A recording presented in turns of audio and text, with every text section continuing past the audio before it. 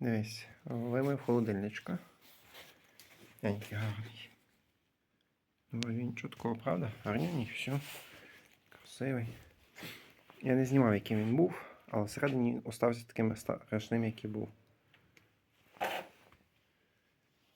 Ужас.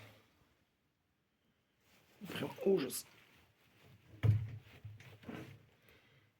Фу. Це він таким зовні був.